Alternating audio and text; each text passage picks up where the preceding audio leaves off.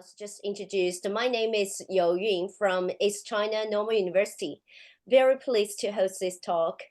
As you have probably read from the poster, today we're honored to have Professor Kang Jun Ho from Seoul National University as the speaker, and Dr. Caitlyn Bolton and Harrison Mullen from Boston College as discussants for Professor Kang's talk.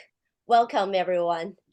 And the title of Professor Kang's talk is Paradigm Shift in Education in the Age of Great Transition Towards Holistic Human Growth.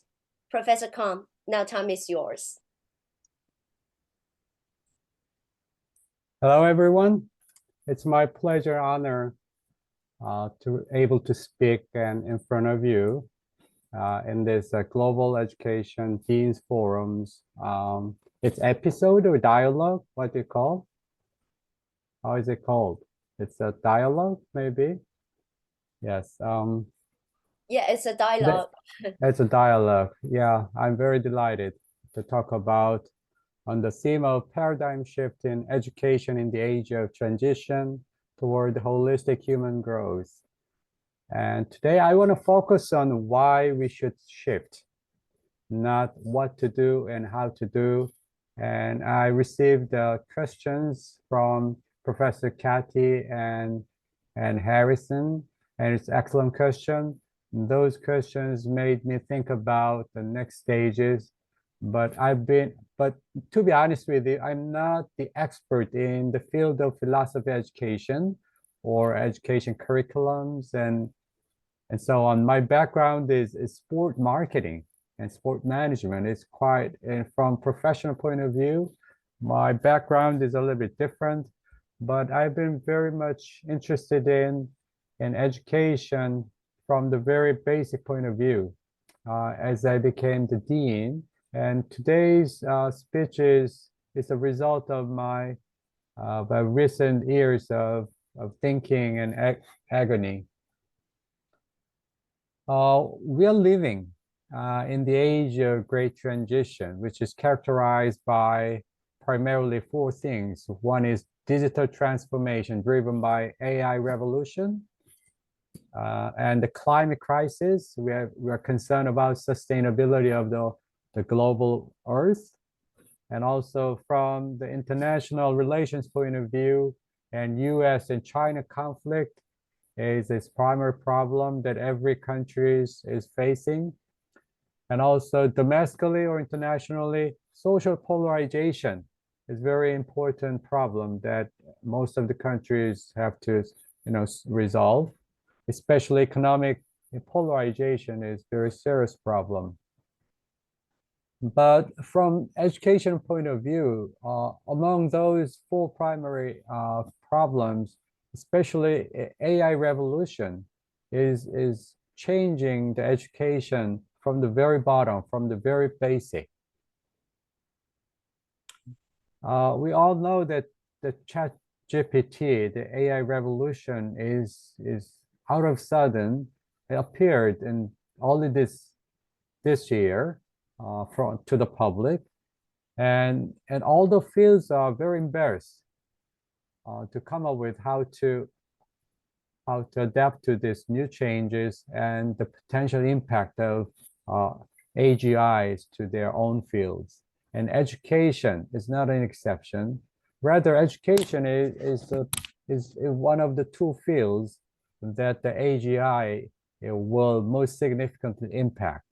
In addition to health, the health and education is the two primary fields that influence our human life. And I want to go back to Industrial Revolution and think about the true meaning of the Industrial Revolution to the human beings. What do you think is the meaning of the Industrial Revolution from education point of view? I think Industrial Revolution is an event that changed the human behavior, especially focus. Our muscle power is replaced by a machine. That's the meaning of Industrial Revolution, I think. The Industrial Revolution, compared with the Industrial Revolution, is the event to replace the human intelligence by the artificial intelligence. And most of them are worried about the job loss. Our jobs world is threatened by the advent of AI, and many reports expect that our human jobs, the kinds of jobs, are lost in the near future, and even if up to 50% and 40% and 60%, depending on the kinds of jobs, and our jobs are threatened. But what I'm concerned more is not the job loss. I think we will overcome this kind of threatening just as we did when we faced the Industrial Revolution. We will create the new jobs at the cost of losing other jobs.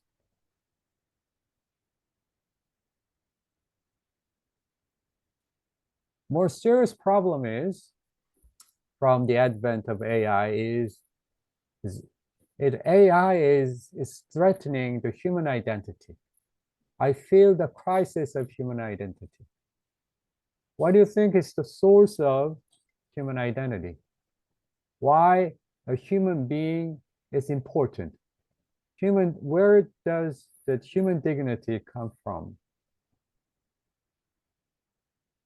It's a very basic philosophical questions, but if you think about our past 500 years of modern history, it's based on the Descartes' declaration that human is a rational animal with reason. So we call ourselves Homo sapiens. Homo sapiens, sapiens means the wisdom and knowledge. And we are the animal with intelligence and smart animals. Because of this fact, we call ourselves, we have a dignity. And we deal with animals, we eat the animals, and the human being is the king of all the animals. We have the right to govern the whole world and exploit the earth. I think that kind of the worldview and the human perspectives came from the Descartes' declaration. So I revisited the fundamental questions of education personally in this age of great transition. What is education, and what is a school? What is a teacher, and what to teach and how to teach? That's very fundamental questions. But I think we have to revisit these questions from the very beginning.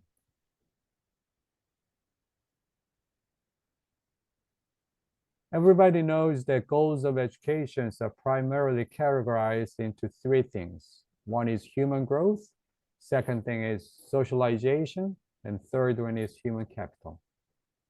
But the most important thing is that education is the function of shaping humans as human beings. That's what Kant said, and many philosophers argued. And the basic goal of human education is holistic growth of human.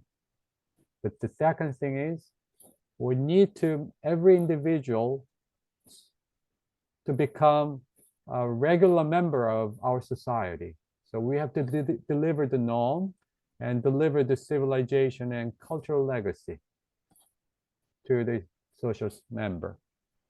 But the final thing is, every society and every time, every age needs specific human capital. So education play a role of building a human capital of that age, of that time, and of specific society as a human resource. But the modern, especially contemporary education, has too much focus on the third thing, human capital building, with a specific cognitive capability. That's why we have been focused on cognitive-centered educations.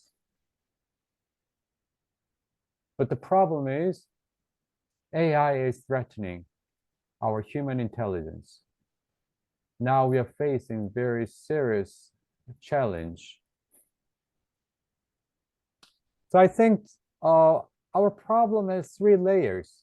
So how to change the education systems, but this education systems is based on the problem of educational perspective. It's a philosophy of education. But this education philosophy is based on human perspective, how to view the human beings, how to understand the human being, and what's their essence. So these are related, but my quest inquiry is focused on the human perspective. Why? Because the advent of artificial intelligence is threatening the human identity itself.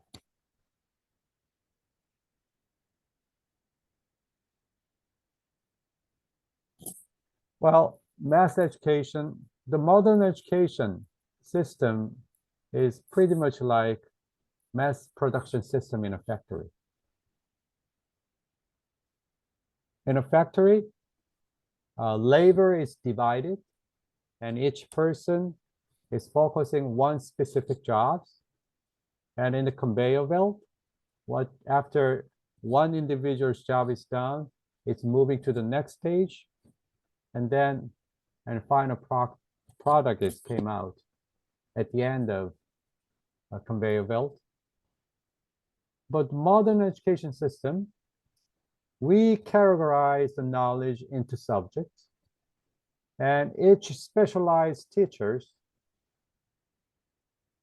for that subject is teaching just that subject, and we standardize the knowledge within the subject and deliver to the mass of the students.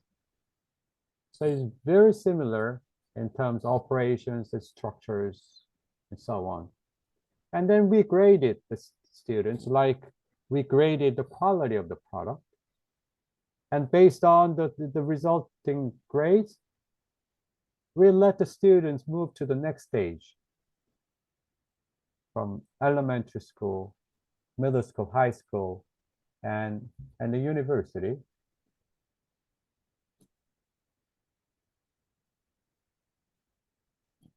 I think the modern education has these three features. The first one is it's authoritarian education. So authoritarian worldview is taught by teachers. So we cannot but avoid the teacher-centered education. And second thing is cognition-focused education.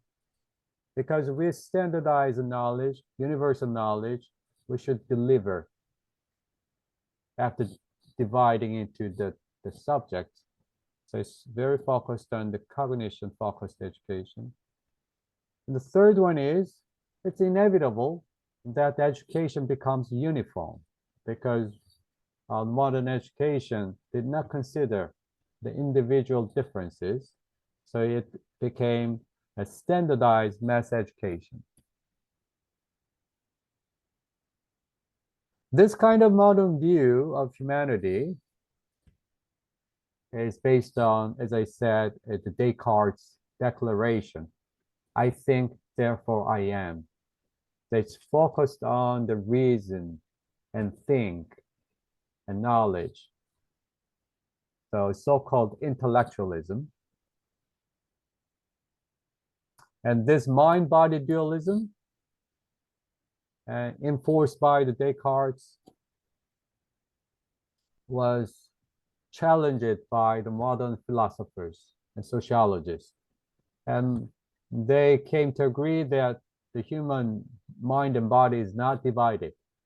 They argued the mind-body monism, but the public, general public, and the social systems is still based on, it looks to me, based on mind-body dualism perspective. And our unconsciously, we are assumed that our mind is control our body. But this kind of perspective about the human beings is challenged not only by the modern philosophers, but also neurologists and brain scientists in late 20th century. Antonio Damasio, a very famous neurologist, many of you know, published a book with a very interesting title, Descartes' Error. It proposed that the human being is not like what Descartes argued. It's rather the opposite. Our mind is a result of our body.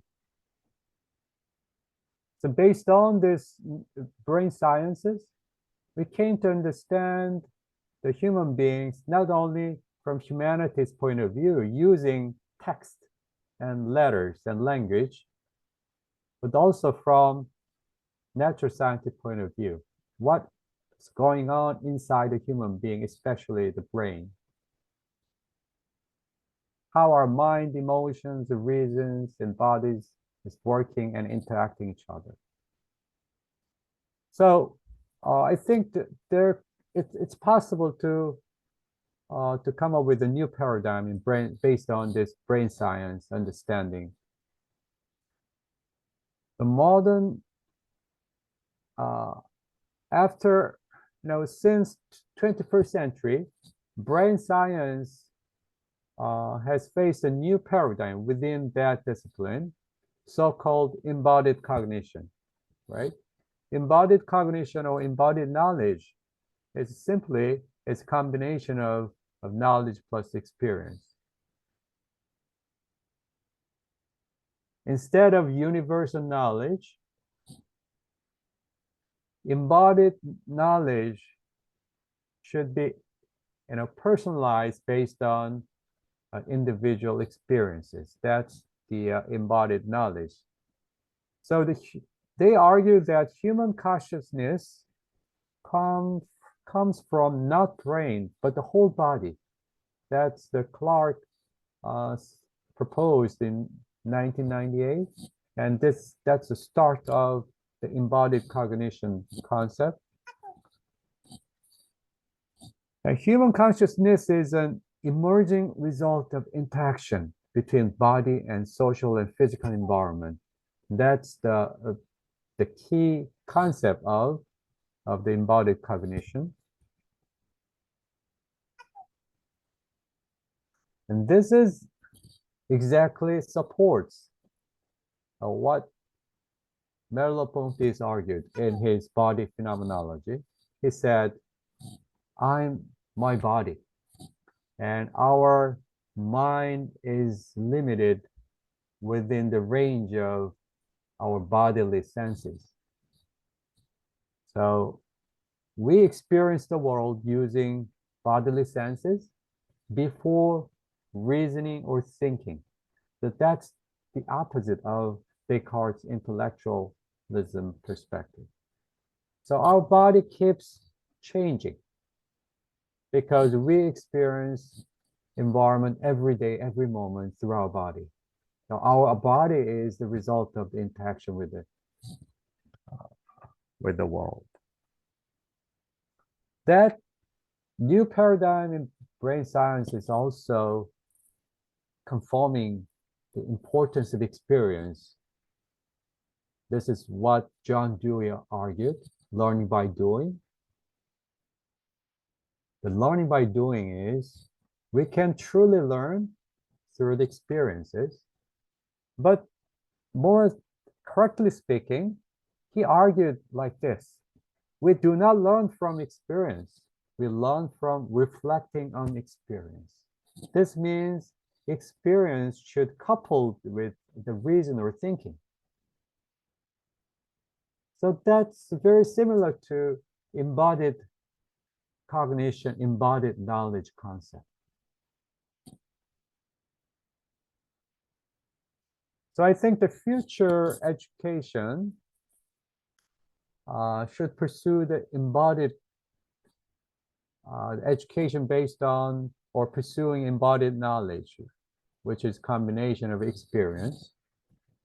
And the paradigm should shift from teaching-centered to learning-centered, which means adaptability, adaptive education.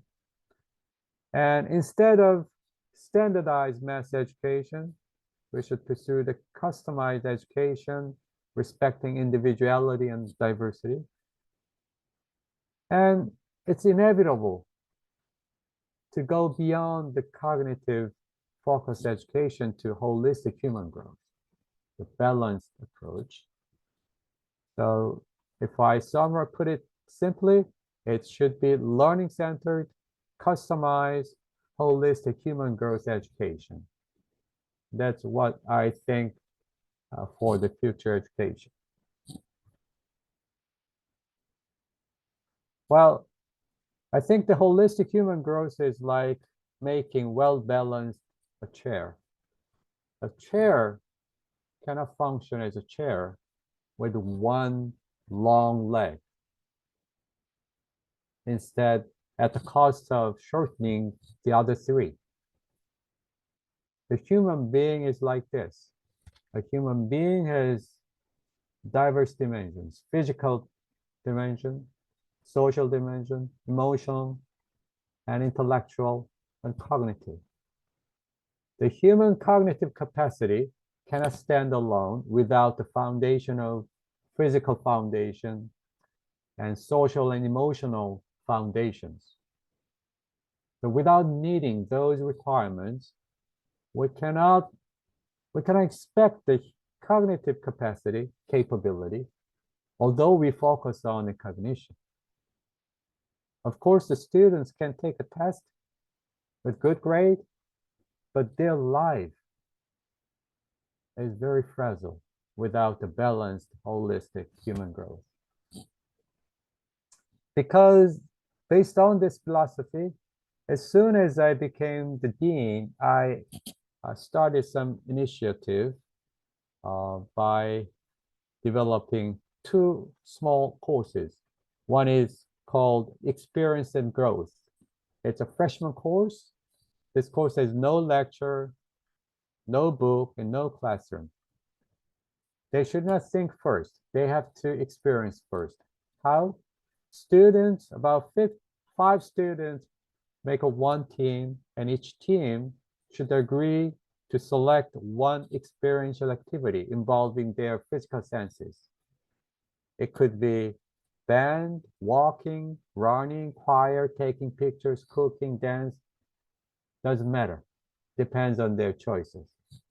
But the difference with other extracurricular activities dealing with these kinds of activities is it should be voluntary experience, and most importantly, coupled with reflection on the changes they can recognize after being involved this kind of experience after one semester. Not only experience these activities, at the same time, they should reflect, they look at themselves and how he or she is changing, whether it's a thinking, whether it's emotion, or whether it's a physical body.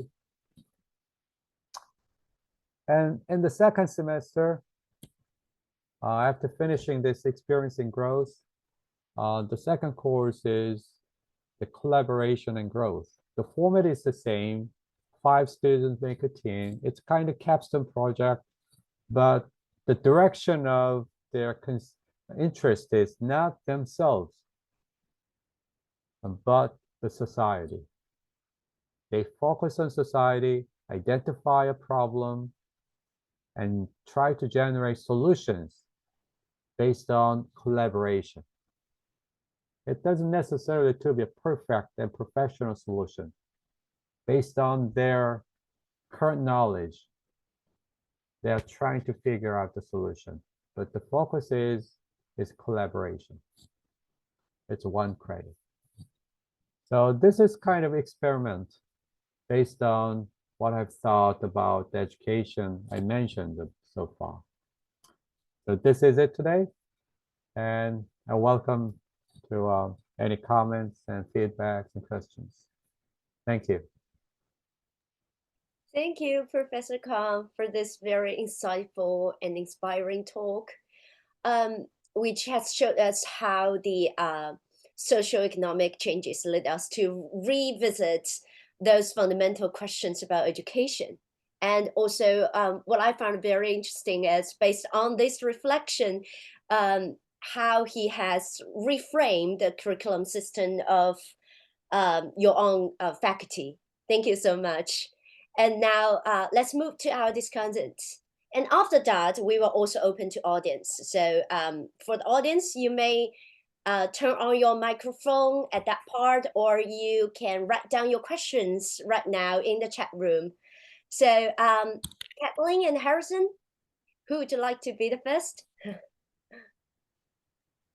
I can start. Thank you so much for your presentation. You know, I was really compelled by your analysis of, you know, reflecting on the beginnings of standardized mass education as being rooted in the Industrial Revolution.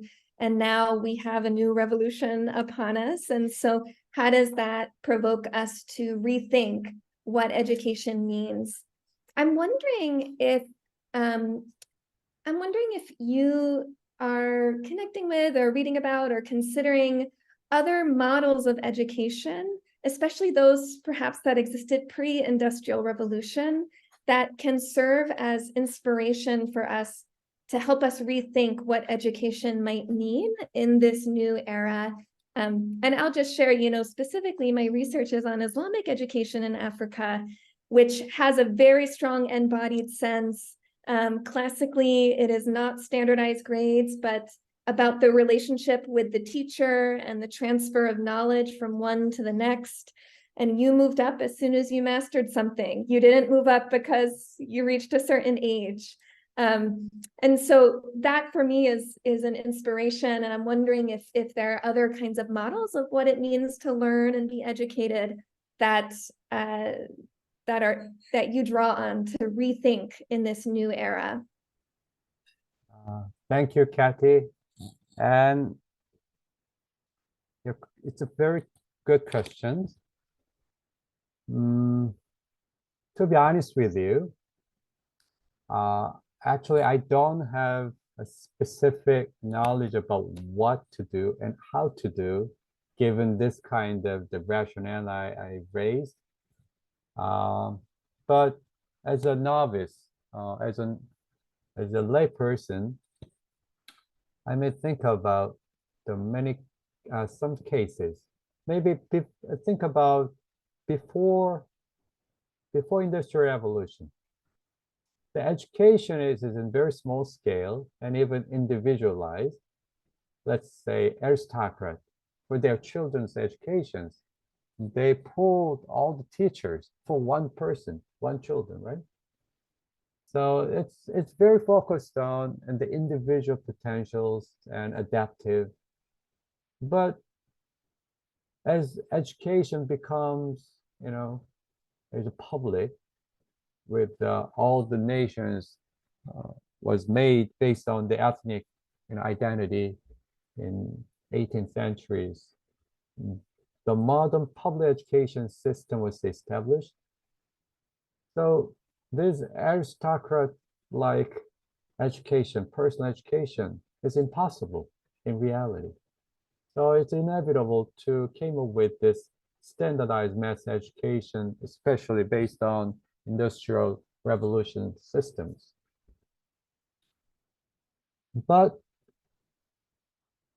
with the advent of AI, although AI is threatening human, you know, identity, I think there is some opportunity that if you leverage the digital technology to minimize the negative effects of standardized mass education and maximize the individualized education. So now we opened the door is opened with the potential usage of artificial intelligence in a way to maximize individualized and adaptive learning. And many researchers are focusing on those aspects. But what I'm worried about is they too much focus on cognitive adaptive education, knowledge transfer. But I'd like to expand those approach into more holistic, like social emotional education too. But how? I don't know.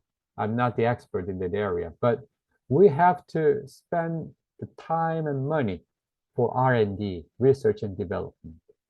The R&D should focus on those expansion of the knowledge about the education from cognitive focus to the other dimensions. So I'm very interested with this kind of background. As a dean, I'm very interested in the learning sciences and launch the Learning Science Research Institute for the first time in Korea within Seoul National University. So I'd like to run this Learning Science Research Institute as a global research open platform that anybody who has an expertise in learning sciences from various aspects beyond the cognition to social education, emotional education. And cognitive education is relatively easy because it's based on the constructionism. When we understand something, we divide, chopped into parts, and every chart should be very focused and homogeneous in characteristics. So it's easy to digest. So and it come up with as a whole, but the social and emotional dimensions, the humankind has no experiences how to teach, how to deliver. We relied on just the natural experiences throughout the life to develop the emotional or social dimensions of the human being. But as the scholars in the field of education, from now on, we have to think about how to more systematically develop emotions and emotional, social, and physical dimensions, and coupled with the cognitive dimensions as a whole to maximize holistic human growth. And I know the Boston College and Stanton Wortham, he and I shared many things in this regard. And I never heard about the formative education, but through the Dean Harrison, the Stanton, I came to understand that formative education is similar to the holistic human growth. So it's perfectly the same concept. And I was very pleased when I identified that Boston College is leading that kind of paradigm change. So I respected your approach. Thank you. Thank you, Professor Khan. Before we move to Harrison, Professor Khan, do you mind stop sharing the screen so we can see each sorry. other? Okay. And thank you for the reminder, Caitlyn. I noticed your message. Okay, thank you. Now, Harrison. Wonderful. Yeah, thank you so much for the talk. I really enjoyed it, and I look forward to continuing to reflect on everything you presented. So, yeah, I guess one question that came to mind was I really liked your use of the chair to represent this idea of well-balanced or well-roundedness.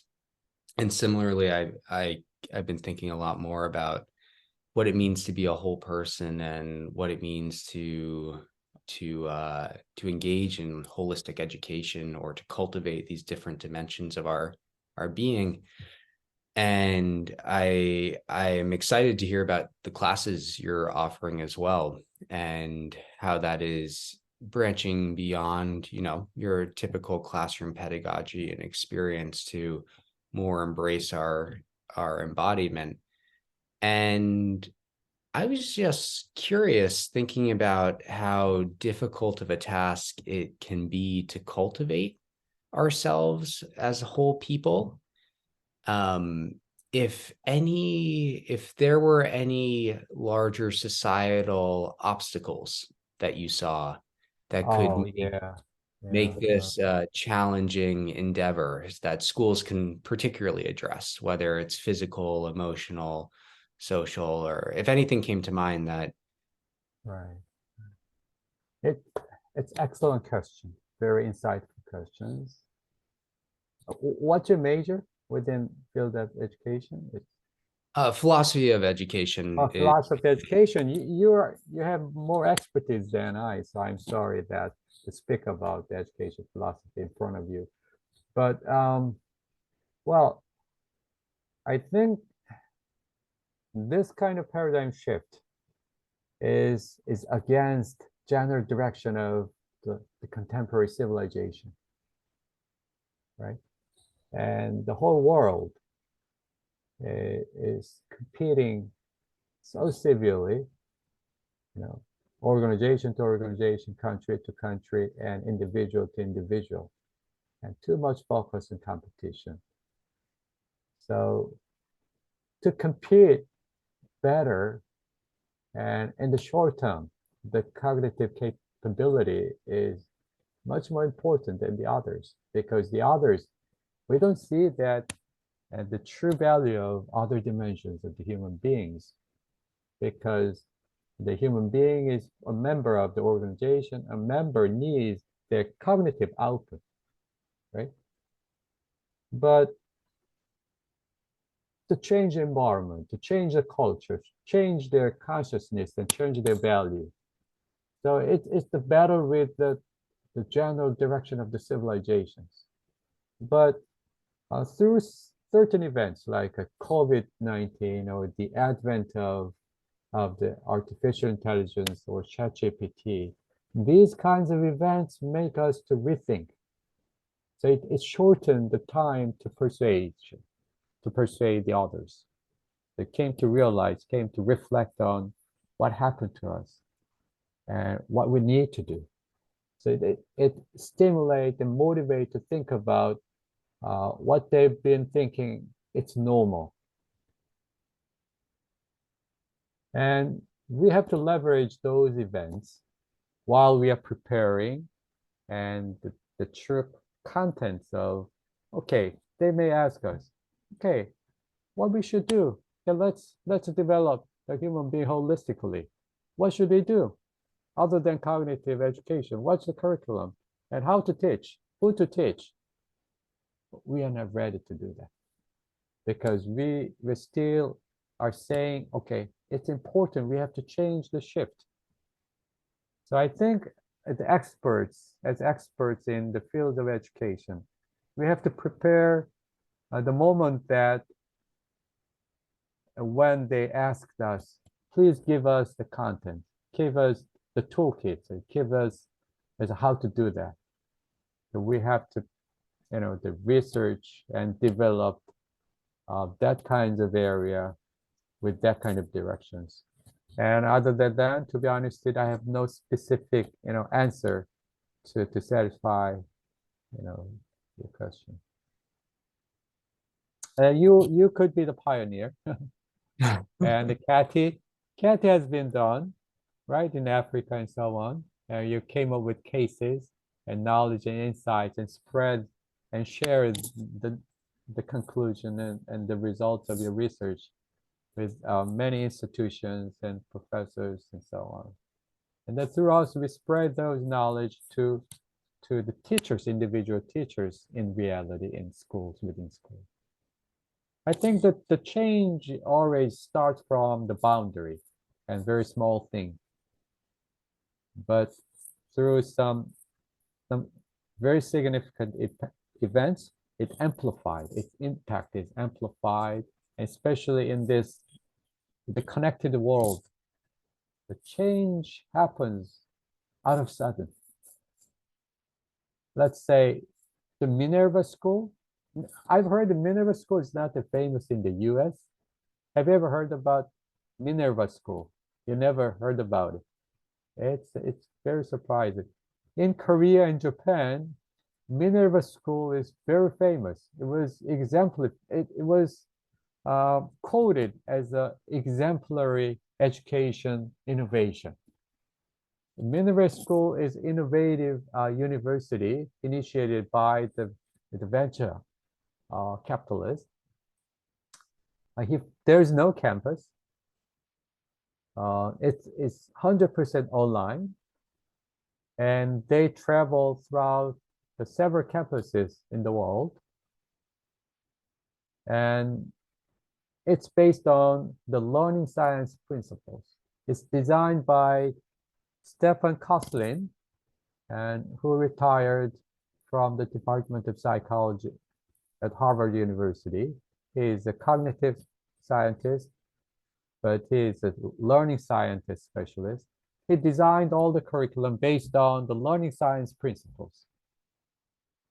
And that experiment impacts a lot at the Korean universities' leaders, the philosophy and their notion of how to run the university.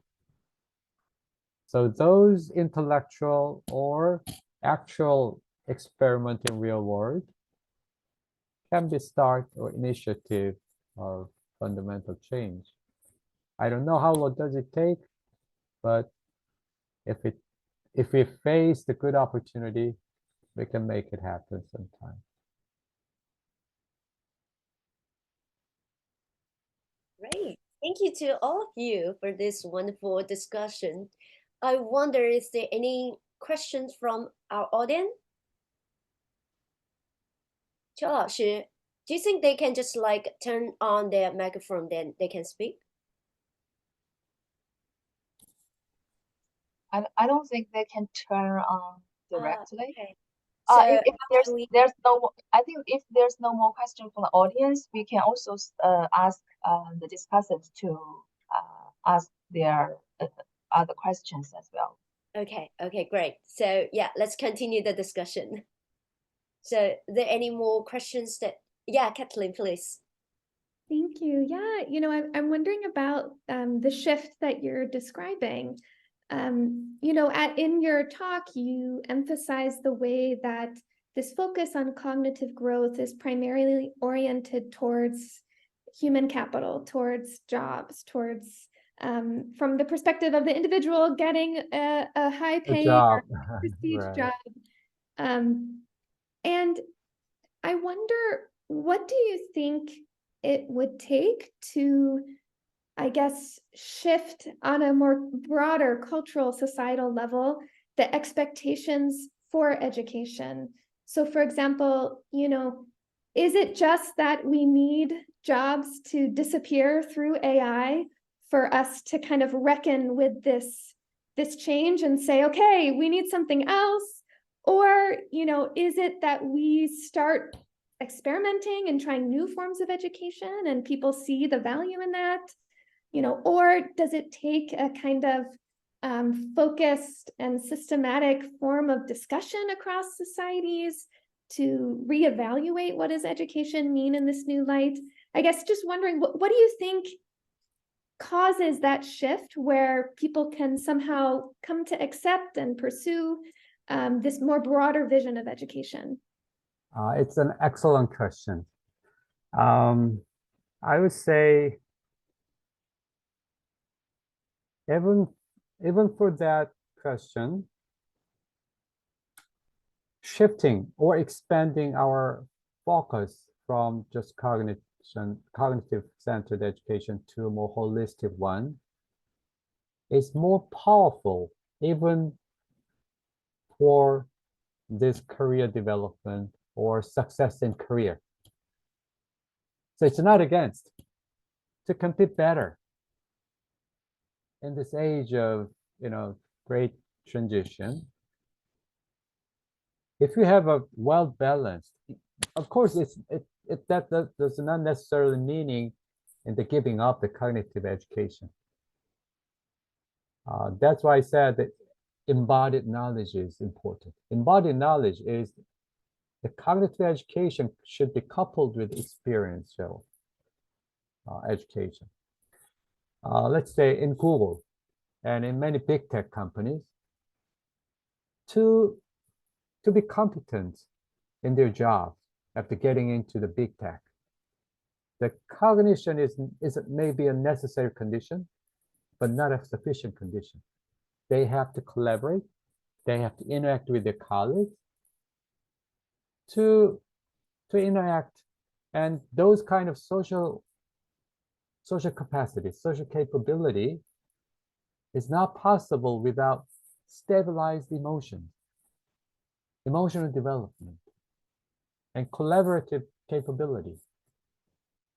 Of course, physical adaptability is so basic when they are young, but if they are getting old and old, they came to realize the importance of physical in the foundation. So there is the joke. Well, when we are young, the language and mathematics are most important than the other subjects. As we are getting old, arts and music is important, and physical education important. But if we're getting into the 50s and 60s, we don't need anything other than physical education. So what does that mean? Everybody came to realize at the end of their life, oh, the cognition itself is not all. It's just one important necessary condition, but those are the three legs of the chair is very important. Even when you focus on just cognitive, activities and career success with their life. So we need to persuade them. We need to make them realize, even for the career success, they came up with the holistic human growth. It can be better. That's my thought. Just a quick follow-up that, so Yes. I wonder, if we adopt this kind of instrumentalist argument that holistic education is needed because of this same goal of getting a good job,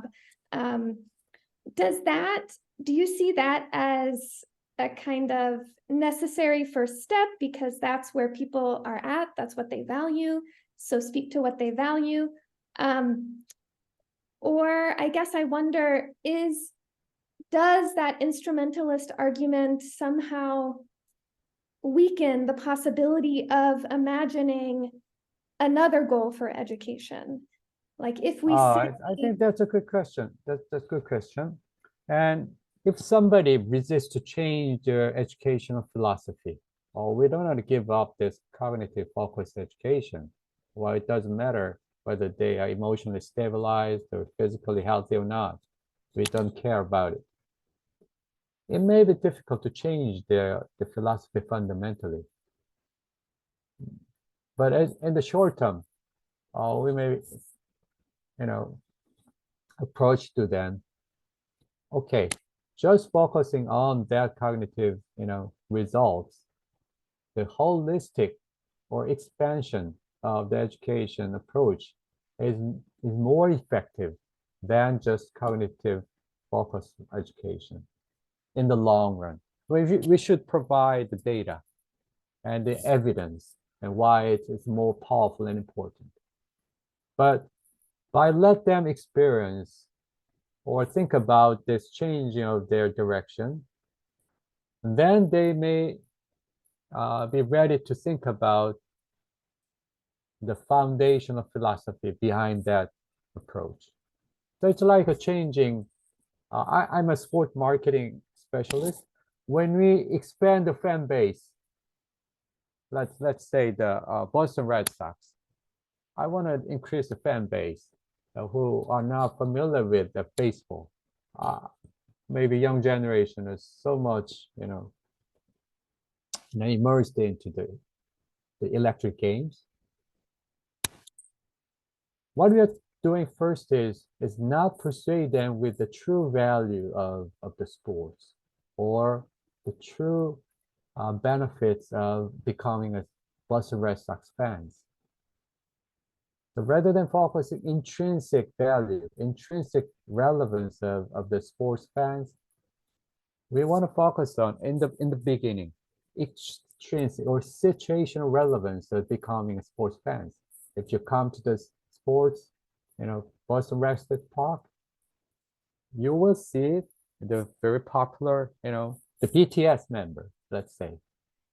Other than baseball, if you like entertainment, we can meet your entertainment needs. We can provide them, and then elicit them, and then induce them to move to the sports fans. They are becoming to have a chance to truly appreciate the value of the sports and baseball. Now we need that kind of strategy in the field of education. Who doesn't want to expand it, or move to the holistic human growth approach? Okay, it's good for your purpose. It's a different approach. We can contribute to the instrumental educational goal. It's better. This is evidence.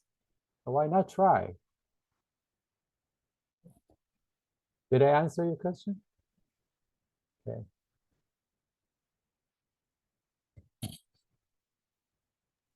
Wonderful. I have another question, if that's okay. Yes. Go ahead. Yes. Well, great. Yeah, so I'm wondering if I'm kind of thinking of the role of the teacher in facilitating growth, and I'm wondering, in your mind, do you think the teacher has to embody the holistic integration of this different dimensions of their being into to present that to students, sort of as a representative or a role model, or does it or could we take an approach where we still have a teacher who's, let's say, specializes in a more cognitive focused education, and you might have the physical education teacher who focuses more on the physical dimension? Do you see, so I'm curious of how you see that breaking down. Absolutely. Holistic teacher should be a holistic human being before becoming a teacher. While cognitive focused teacher does not need to do so, if they want to be a holistic teacher, they should become a holistic person first. Otherwise, we cannot teach our children holistically, because the education, in essence, is the social interaction, person to person. The education is a work to change a human being through social interaction. So if we focus on just a knowledge transfer, we don't need a teacher. AI could do a better job, right? I think the human can truly grow only through the social interaction, person to person interaction. So in that sense, the human being is a social product. We were born as a biological product, but we are grown as a social product. So without social interaction, it's impossible to expect the holistic human growth. So this transfer of the holistic human growth, how is it possible? Could it be possible without becoming a teacher, becoming a holistic person? So physical education teacher should understand the literature. In sports, let's say, they have a knowledge about the sports literature and the arts regarding sports, not only just a physical activity, that they can teach integrative way. And sociology or history teacher Of course, history teachers should know everything from politics to economics and arts and every human things. But they should show them their emotional stability and a physical soundness, because the students learn from not only just the text and language, but also from expression and human interactions. So tacit knowledge. So I think it's absolutely right. And holistic teachers should become a holistic human being, before becoming a teacher. Thank you. Thank you. Perhaps in our last couple of minutes, you could share a little bit Yes, about yes. the experiences of this new class that you've introduced. This experience in growth class, collaboration in growth. What have you found to be the biggest challenges? Biggest challenge. Okay, it's a good question. Yes. Okay, you know, let me compare with this as a business context. If we focus on the customer, the providers getting to have more jobs. We have to pay more attention for individual differences. And if, let's say, the students select different activities, one team selects choir, the other team is coffee making, the other team is cooking. The input, the amount of the input time and the managing cost from teachers and professors' point of view and TA's point of view, it's irregular. So it's hard to manage. So management cost is going up. And also from the student point of view, they complained about, well, we spend 10 hours per week, not just the 2 hours. The other team is, we spent 3 hours. So it's not fair. So that's kind of the problem we face. So we are trying to be adaptive. I told the professors and students, okay, trial and error, inevitable component to every learning. So as an organization, we are going through trial and error. This is the very first time. And I think this kind of result is acceptable, and we will adaptively change and to minimize those problems. So I'm thinking about just giving more framed activities, like let the student choose one of the 5 activities we specified, and each specified has its specific range of activities and so on, and kind of there's complete freedom to more structured activities module. This is so far the solutions I've been thinking. Thank you very much. Thank you all. It's perfect timing, right? We only have Yeah. 1 minute left. Yeah, that's great. Thank you, Professor Khan, for your talk, and Thanks to you. Thanks to your monitoring. Caitlyn and Harrison for this inspiring discussion, your questions and the following up questions. It's always good to hear more and more, but I think it's time to end this theory, right? 邱老师. Yeah. Yeah, great. Okay, so thank you everyone for attending this dialogue. As Professor Khan emphasized at the very beginning, it's a dialogue. It's just not just a talk. And hope it serves a good start or a perfect ending of your day. Thank you. Thank you very much. Thank you so much, everyone. Thank you, Harrison. Thank Kathy, you. Okay, bye. Bye. Thank you so much. Thank you. Bye. Bye. Bye-bye.